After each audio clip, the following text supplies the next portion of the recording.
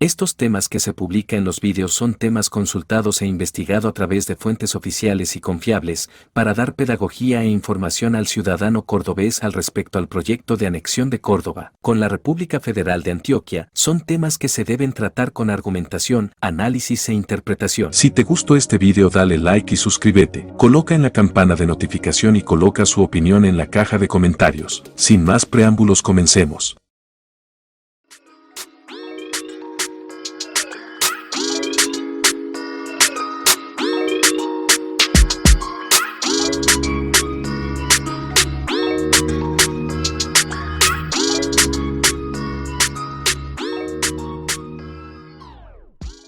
¿Qué tal mis paisanos? Que espero que todo estén muy bien. Hoy les traigo una historia interesante que vamos a ver el día de hoy. Es una historia que no te contaron en las aulas de clases por medio de FSODE y ADMACORS. El tema de hoy se trata de la batalla de Chorros Blancos, que es un acontecimiento histórico donde participó José María Córdoba, que es nuestro libertador. Nosotros como cordobeses debemos conocer la historia que vamos a tratar en nuestro canal. Sin más preámbulos, comencemos. El siguiente video es una producción de la Academia Antioqueña de Historia con motivo de la conmemoración del combate de Chorros Blancos y de la independencia de Antioquia. Independencia de Antioquia, de Boyacá a Chorros Blancos. Saludos, soy Víctor Ortiz, soy miembro correspondiente de la Academia Antioqueña de Historia y en esta oportunidad los saludamos desde la puerta de nuestro auditorio Manuel Uribe Ángel. Hoy los llevaremos por la historia y las historias, los personajes y los momentos decisivos. Bienvenidos a Independencia de Antioquia, de Boyacá a Chorros Blancos. La sociedad antioqueña en la independencia.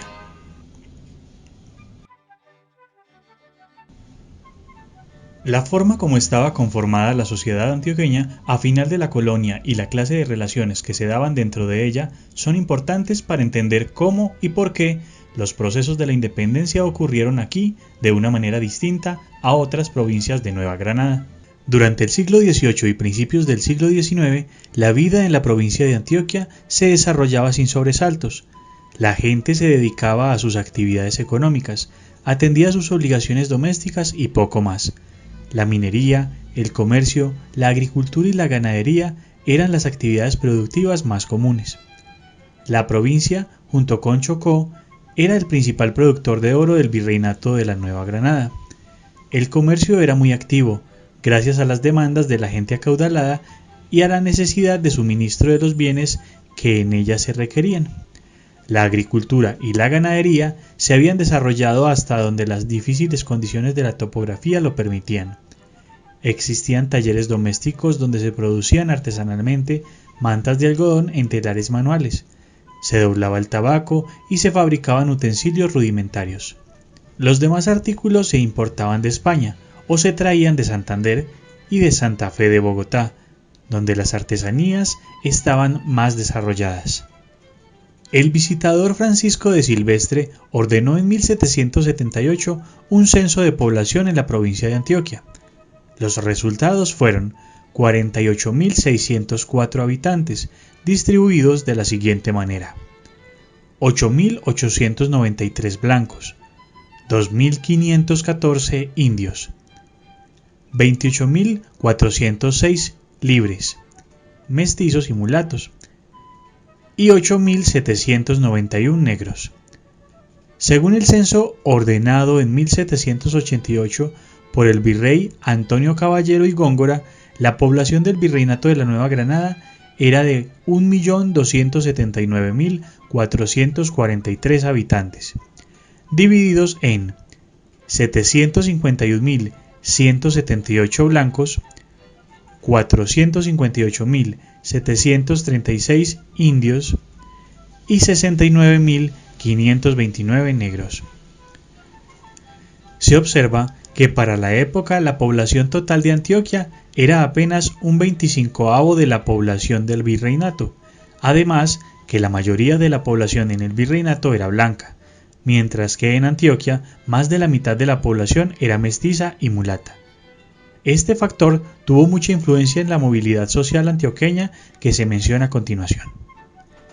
En los tiempos finales de la colonia, en la provincia de Antioquia se produjo un proceso importante de movilización social. Es bien conocido que durante la colonia los mayores privilegios, en particular la propiedad de la tierra, el comercio, la minería y las pequeñas industrias artesanales, estaban en manos de los blancos nacidos en España. Sin embargo, paulatinamente fue permitiéndose que algunos blancos criollos y algunos mestizos fuesen asimilados a blancos y accedieran a esos bienes y actividades. Los más beneficiados fueron los cuarterones, hijos de tercerón y blanco, nietos de mestizo y blanco. Igualmente, en casos excepcionales, a dichos asimilados se les permitió acceso a cargos menores de la administración pública, cuando no había peninsulares que pudieran asumirlos. Por ejemplo, en 1781 fue nombrado un mulato como alcalde de Arma, por la razón mencionada. Esta movilidad social tendrá importancia en el proceso de independencia que se vivió en Antioquia. Como producto de ella, la sociedad en la provincia de Antioquia a finales de la colonia poseía un temperamento y unas características diferentes a las demás del nuevo reino de Granada. Esto explica por qué los procesos de la independencia también fueron distintos, por ejemplo, a los de Santa Fe de Bogotá. La reconquista española en Antioquia. Después de la derrota de Napoleón en Waterloo, Fernando VII recuperó el trono de España el 11 de diciembre de 1813. Muy pronto ordenó la reconquista de las colonias de América. En particular, encargó a Pablo Morillo de restaurar el control español sobre Nueva Granada. Morillo partió a mediados de 1815 con 66 barcos y 12.000 hombres. Llegó a Cartagena de Indias en agosto de ese año y de inmediato le puso sitio. Después de 106 días de asedio, la ciudad se rindió a causa de los estragos que causaron el hambre y las epidemias. En febrero de 1816, el pacificador fusiló en Cartagena los 9 primeros líderes patriotas. En abril de ese año, Morillo llegó a Santa Fe de Bogotá, donde se reunió con Juan de Sámano e inició la reconquista de Nueva Granada, proceso conocido como el régimen del terror. Francisco Barletta, al mando de unas divisiones del ejército de Morillo, salió desde Mompox en 1815 para recuperar Antioquia. Se apoderó de Nechí, Zaragoza y Remedios. Estos pueblos cayeron sin dificultad. Barletta llegó el 7 de abril a Medellín, que había sido abandonada por las autoridades patriotas. La población, inerme y asustada, tampoco ofreció resistencia. Esta actitud facilitó el ánimo de indulto con que actuaron los españoles en la reconquista de Antioquia. Barletta consiguió apresar y fusilar a algunos militares que formaban parte de las milicias de las Provincias Unidas, aunque otros lograron huir para unirse a las guerrillas concentradas en los llanos de Casanare. Algunos próceres antioqueños que sí tuvieron participación activa en la declaración de independencia y en las acciones militares lo hicieron fuera de Antioquia. Unos fueron sacrificados en combate, otros fueron capturados por Morillo y ajusticiados en Santa Fe de Bogotá, y otros sobrevivieron. Varios patriotas comprometidos con la causa emancipadora huyeron hacia Popayán, entre ellos el gobernador Dionisio Tejada, José Manuel Restrepo y los presbíteros Lucio Villa y José Miguel de la Calle. Por lo demás, Barletta encontró en Antioquia una sociedad que en buena parte no mostraba un respaldo firme a los proyectos emancipadores. Solamente algunas familias apoyaban decididamente la independencia. Esto hizo que la reconquista española en Antioquia no tuviera las características violentas y sangrientas que sí tuvo en Santa Fe de Bogotá y Cartagena. Por el contrario, consistió en un proceso de compensaciones económicas impuestas a las familias que no lograran demostrar que se habían opuesto radicalmente a la independencia. De entrada, Barletta estableció unas cuotas de sostenimiento de la milicia que comandaba, las cuales deberían ser pagadas por 806 personas de las ciudades de Antioquia, Medellín, Río Negro y otras localidades. Además, le ordenó al clero, que en buena parte había apoyado la independencia, a los cabildos y a los padres de familia que juraran obediencia y fidelidad al rey Fernando VII. A los realistas que aún vivían en Antioquia, les reconoció y agradeció su lealtad al rey, a pesar de las dificultades que sufrieron esos años. Durante la Reconquista española, los próceres antioqueños mártires murieron fuera de la provincia. Atanasio Girardot murió en Bárbula, Venezuela. Baltasar Salazar murió en 1814 en Tacines, Nariño. Liborio Mejía, José María Dávila, José María Rubla, José Joaquín de Hoyos y Dionisio Tejada, último gobernador de Antioquia, fueron fusilados en Bogotá. Resulta singular que el doctor José Manuel Restrepo y los presbíteros Lucio Villa y José Miguel de la Calle resultasen indultados en Antioquia por los mismos delitos que llevaron a Tejada al patíbulo. Gobernadores de Antioquia durante la Reconquista. Vicente Sánchez Lima, nombrado por Warletta como gobernador de Antioquia, fue el artífice de esta política de perdón, que consideraba más efectiva que la represión sangrienta. Ejerció el cargo entre 1816 y 1818. Sánchez Lima también se preocupó por mejorar la salud de los habitantes, la instrucción pública, la agricultura y el aseo de las calles. Prohibió los vicios y los juegos de azar. Observó en las políticas de indulto y perdón una manera más eficaz para recuperar la confianza y garantizar la fidelidad y obediencia de los vasallos a la corona.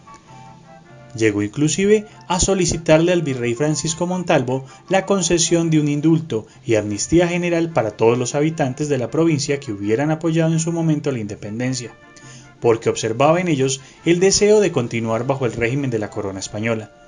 Sánchez Lima se da cuenta de que a Morillo le disgustó que se hubiera desobedecido su orden de aplicar mano dura, y temeroso de que lo llamara a juicio, deja el cargo y sale para Jamaica. Lo sucedieron conjuntamente y en interinidad Pantaleón Arango como gobernador civil y José Guerrero y Cabrero gobernador militar. Ejercieron el mando desde finales de marzo hasta el 4 de mayo de 1818. Se preocuparon por el saneamiento de la moneda local que venía siendo falsificada, la reorganización de la hacienda y los estancos. Se interesaron en mantener el ambiente de tranquilidad en la provincia. Después es nombrado gobernador Carlos Tolrá, quien llegaba precedido de sus actos violentos y crueles.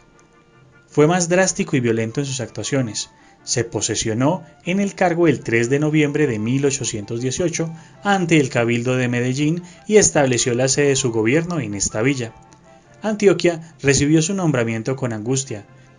Él consideraba que las medidas de conciliación aplicadas por Sánchez Lima y por Balbuena eran muestras de debilidad y procedió a usar medidas más drásticas. Sin embargo, no fue tan sanguinario como en otras oportunidades. Parece que los lazos de sangre con esta tierra, pues estaba recién casado con la rionegrera Julia Sánchez Rendón, había moderado su conducta. Continuaba en el cargo cuando tuvo lugar la batalla de Boyacá.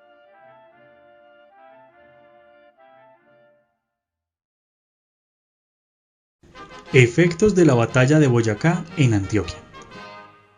La provincia de Casanare, en los llanos orientales, sirvió de refugio para los patriotas provenientes de la Nueva Granada y de Venezuela, incluyendo las guerrillas que hostigaron las tropas de Morillo. Adolecían de falta de unidad, pues los caudillos actuaban según su criterio sin ordenamiento general. Entre ellos estaba el coronel Francisco de Paula Santander, quien empezó a visualizar la posibilidad de organizar un gobierno patriota en el exilio. Bolívar comprendió la importancia de esta iniciativa y lo nombró jefe supremo de la provincia de Casanare, con el encargo de organizar un ejército. Decidieron emprender la campaña contra el virrey Juan de Sámano, saliendo de Casanare, cruzando la cordillera de los Andes y entrando al altiplano cundiboyacense. El 25 de julio, el Ejército Libertador obtuvo una importante victoria sobre las tropas de Barreiro en el pantano de Vargas. Las tropas granadinas persiguieron las realistas y el 7 de agosto de 1819 les dieron alcance en el puente de Boyacá, sobre el río Teatinos, donde las derrotaron definitivamente. El virrey Juan de Sámano huyó y Bolívar entró triunfante en la capital. Después de la batalla de Boyacá, el Ejército Libertador ocupó Santa Fe de Bogotá y los territorios vecinos.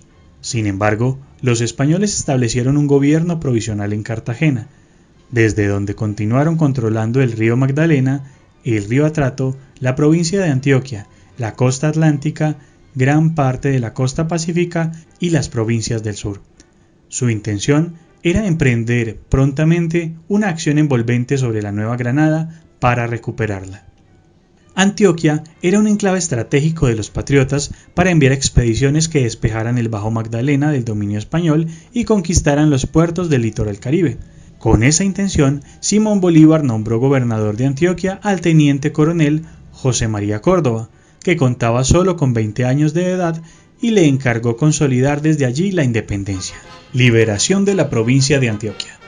La noticia del triunfo patriota en Boyacá y la entrada triunfal de Simón Bolívar en Santa Fe de Bogotá llegó a Río Negro el 15 de agosto, una semana después de los hechos. El gobernador Carlos Tolrá entendió la gravedad que estos hechos representaban para él, pues no tenía suficiente fuerza militar a su mando para defenderse.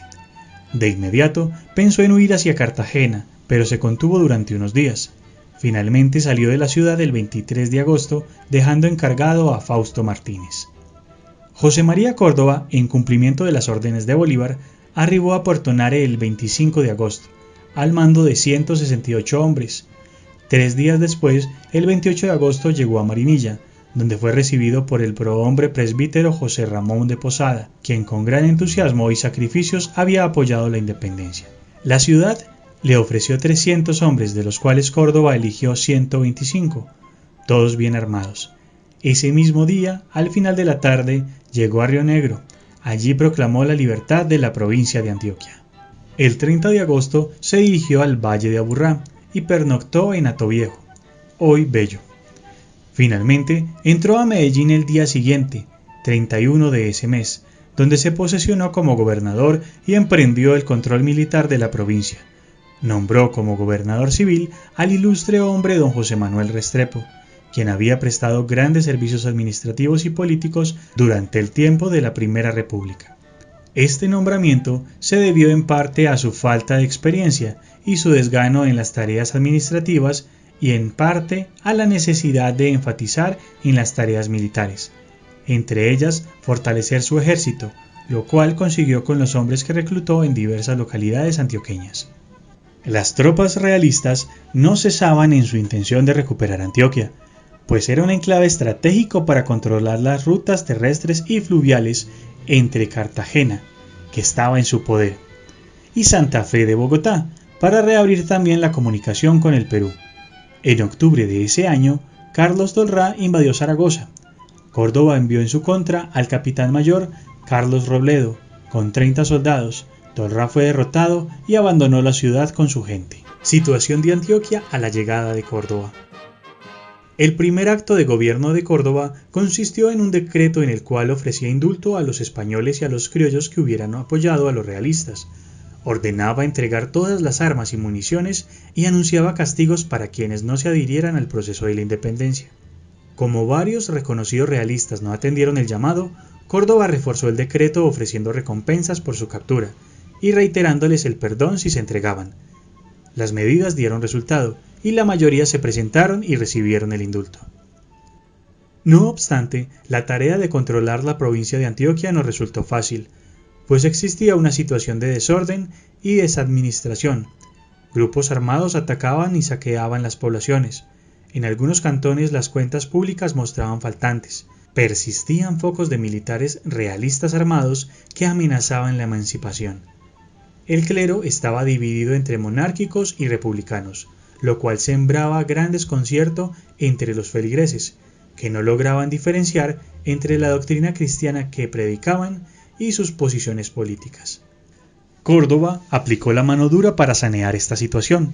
Capturó en Santa Fe de Antioquia a Antonio del Valle, anterior tesorero de la Real Hacienda de la provincia, cuyas cuentas mostraban faltantes que no pudo explicar, y lo hizo fusilar. En Medellín también capturó a 10 soldados y un oficial realistas armados, también al señor Baltasar Álvarez, que no se acogió a la amnistía y los pasó por las armas. Al narrar y al contar una historia tiene que ver muchos elementos, personajes, lugares y combates. Vamos a hablar precisamente del combate de Chorros Blancos en Yarumal. El combate de Chorros Blancos en Yarumal. El 28 de diciembre de 1819, durante la fiesta de los Santos Inocentes en la Plaza Mayor de Río Negro, el gobernador Córdoba fue arrojado por su caballo y se golpeó la cabeza fuertemente. Lo dieron por muerto y tardó mucho tiempo en recuperarse. Sin embargo, se opuso tenazmente a ser sustituido en la comandancia de la División Antioquia del ejército. El 31 de diciembre de 1819, Warletta invadió Antioquia por segunda vez con unos 350 hombres, tomándose Zaragoza. El 4 de febrero de 1820 ya ocupaba Angostura y Yarumal, donde se estableció su cuartel general. Cuando Córdoba conoció el movimiento de Warletta hacia Antioquia, ordenó a su ejército movilizarse hacia el norte para enfrentarlo. Como a raíz de su caída no podía tenerse en pie y lo afligían temibles dolencias, Córdoba emprendió la campaña de Yarumal en silla de manos.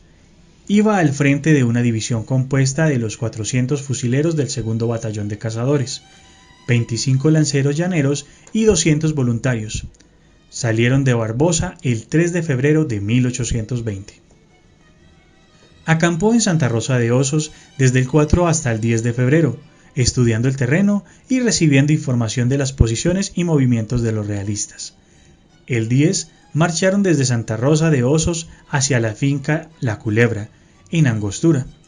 Al día siguiente, 11 de febrero, las tropas de Córdoba, comandadas por Dimas del Corral, enfrentaron y derrotaron un destacamento de Warletta acantonado en Angostura. Esa noche pernoctaron en Cañaveral, hoy campamento. Warletta se atrincheró en un cerro elevado en la región de Chorros Blancos. De esta forma, cortaba el antiguo camino de Cañaveral y Anorí y quedaba cerca del camino a Cáceres, en previsión de una retirada rápida hacia el Bajo Cauca. El 12 de febrero, los dos grupos armados se enfrentaron en Chorros Blancos, en el Alto de Boquerón. Los realistas tenían una posición más favorable. Córdoba ordenó entonces una acción envolvente, mientras la vanguardia patriota, al mando de Dimas del Corral, abrió fuego cerrado de frente. Córdoba ingresó por la espesura y le salió a los realistas por un costado. La operación tuvo éxito gracias al factor sorpresa, por la manera como actuaron los patriotas. Cuando los españoles vieron esa tropa disciplinada, uniformada y decidida a avanzar contra ellos, abandonaron el campo y huyeron en desbandada. El combate de Chorros Blancos consolidó y amplió los efectos de la batalla de Boyacá. El mayor logro de Chorros Blancos radica en haber impedido que el virrey Sámano abriera un corredor estratégico entre Cartagena y el virreinato del Perú, para financiar y buscar la recuperación de los territorios perdidos en los últimos 6 meses. Si Warletta hubiese triunfado en su pretensión de reconquistar Antioquia, habría mantenido la comunicación de Cartagena, sede provisional del gobierno español, con el sur de la Nueva Granada y con el virreinato de Perú, y hubiera puesto en jaque lo conseguido con la batalla de Boyacá. El combate de Chorros Blancos constituye la consolidación final del proceso de independencia, tanto para Antioquia como para la naciente República de Nueva Granada, concretada 6 meses antes de la batalla de Boyacá. De paso, permitió a los patriotas poco después tomar el control de la navegación por el río Magdalena. La campaña de liberación del río Magdalena.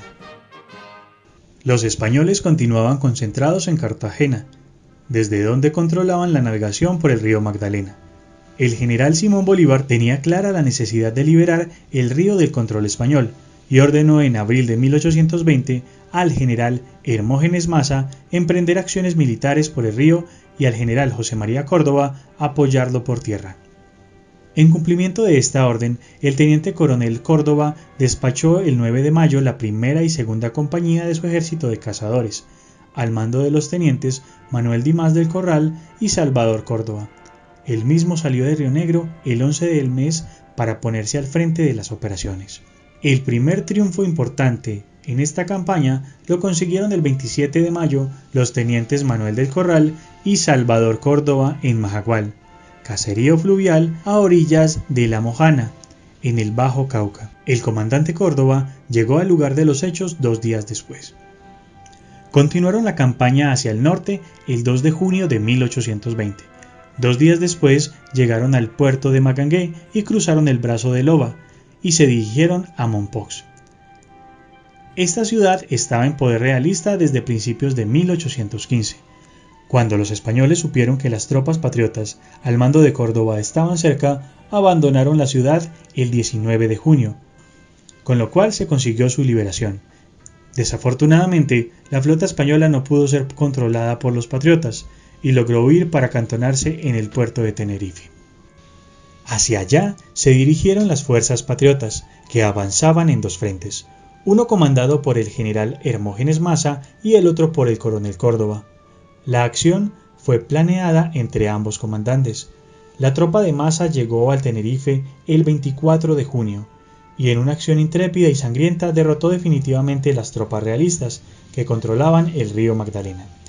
El comandante Córdoba fue engañado por los guías que lo conducían, que resultaron ser realistas infiltrados. Extravió la ruta y llegó a Tenerife cuando la batalla había terminado. En el acto hizo fusilar a los guías traidores. Los patriotas consiguieron así la liberación del Bajo Magdalena y el control de la navegación por esa importante vía fluvial. La liberación de Cartagena. Solo faltaba la liberación de la provincia de Cartagena para que los patriotas controlaran la costa caribe. El general venezolano Mariano Montilla y el general granadino José María Córdoba llegaron a esta ciudad en mayo de 1821 y establecieron sobre ella un bloqueo militar. El general Padilla, quien venía de liberar las ciudades de Riohacha y Santa Marta, entró por el canal del dique a la bahía de la ciudad sitiada para apoyar el ataque. El asedio patriota continuó hasta que el 24 de junio de 1821, en la llamada Noche de San Juan, Padilla atacó a fondo a la flota española y entró a la ciudad, logrando la liberación de Cartagena. Si quieres tener conocimiento profundo sobre la independencia de Antioquia, te invito a que se suscriba al canal RAP, que es gratis, que le dejaré el link en la caja de comentarios, y también ingrese al WhatsApp, al 302-488-9919, repito 302-488-9919, que les dejaré en la caja de comentarios. Te invito también que se suscriban a nuestro canal principal, que es gratis, dele like, coloque su opinión en la caja de comentarios y comparten con sus amigos en redes sociales. No más que decir, nos vemos en la próxima y Dios mediante.